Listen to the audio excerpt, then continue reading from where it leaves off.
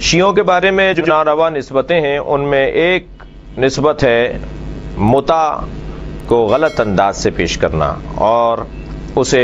کوئی اور عنوان دینا، جبکہ متع قرآن مجید سورہ مبارکہ نساء کی 24ویں آیت میں اس کا ذکر ہے، جہاں پروردگار عالم نے ارشاد فرمایا فَمَسْتَمْتَعْتُمْ بِهِ مِنْهُنَّ فَآتُوهُنَّ أُجُورَهُنَّ فَرِيضَةً۔ پروردگار عالم نے قرآن میں سورہ نساء کو نازل کیا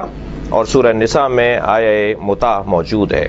اب یہ کہنا کہ منسوخ ہو گئی پیغمبر کے زمانے میں یا حضرت عمر نے یہ فرما کے کہ متعتان کانا فی زمن رسول اللہ حلالان انی احرمہما، دو متع نبی کے زمانے میں حلال تھے، میں انہیں حرام کر رہا ہوں، یہ فرمائش ہے حضرت عمر کی۔ اور اسی طرح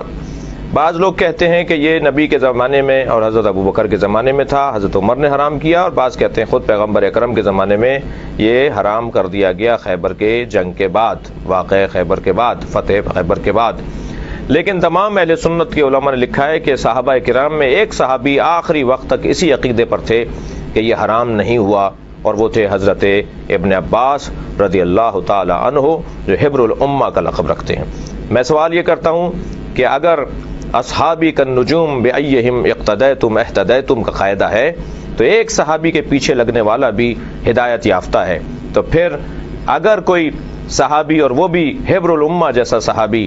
ایک ایسی شخصیت کہ جن کا مقام صحابہ کرام میں کچھ کم مقام نہیں ہے، وہ یہ عقیدہ رکھتے ہوں کہ اور کہتے ہوں کہ یہ حرام نہیں ہوا، اور ایک مسلک اور ایک قوم اس عقیدے پر ہو کہ یہ حرام نہیں ہے، تو کیا انہیں گمراہ اور ناروا نسبت دینا جائز ہے؟ ایک بات۔ دوسری بات یہ کہ ایک چیز کا حلال ہونا اس چیز کے اپنانے کے لیے لازم نہیں ہے،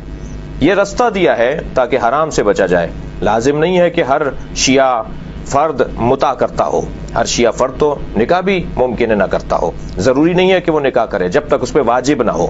حرام میں مبتلا ہونے کی صورت میں نکاح واجب ہے، ورنہ مستحب ہے، سنت ہے۔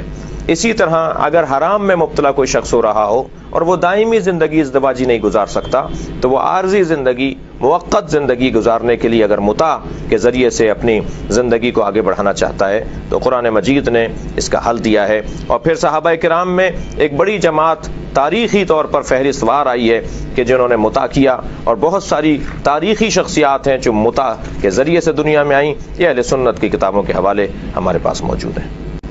وما علینا الا البلاغ۔